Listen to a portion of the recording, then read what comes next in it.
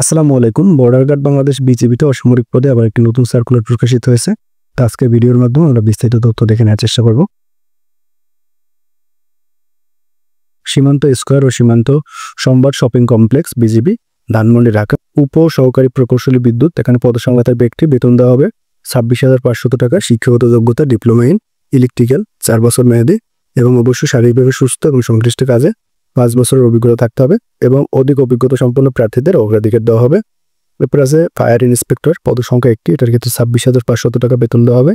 যেহেতু শিক্ষাগত যোগ্যতা এসএসসি পাস এবং শারীরিকভাবে সুস্থ অবসরপ্রাপ্ত fire service and civil defence সদস্যদের অগ্রাধিকার দেওয়া হবে এবং প্রতিষ্ঠানের প্রয়োজনে অতিরিক্ত সময় দায়িত্ব পালনের মানসিকতা থাকতে হবে।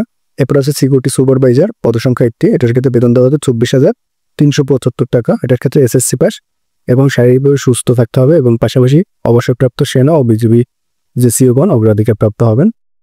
তো এখানে মূলত আপনাদের যদি অভিজ্ঞতা না থাকে সেক্ষেত্রে আপনারা আবেদন করতে পারবেন, এসএসসি পাস হলে হবে।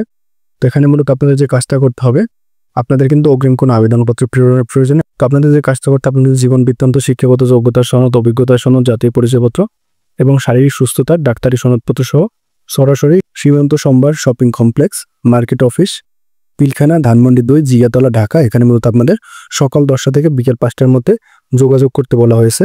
অর্থাৎ মঙ্গলবার ব্যতীত যে কোনো সময় সকাল 10টা থেকে বিকেল 5টার মধ্যে এখানে সরাসরি যোগাযোগ করবেন। অর্থাৎ আপনাদের জীবন বৃত্তান্ত এবং কাগজপত্র নিয়ে এখানে সরাসরি উপস্থিত থাকবেন এবং পাশাপাশি আপনাদের বাৎসরিক 5% ইনক্রিমেন্ট, মূল বেতনের সমপরিমাণ 2টি উৎসব ভাতা এবং প্রতিষ্ঠানের নিয়ম অনুযায়ী অন্যান্য সুযোগ সুবিধা আপনাদের দেওয়া হবে এবং বয়স থাকতে হবে সর্বোচ্চ 35 বছর।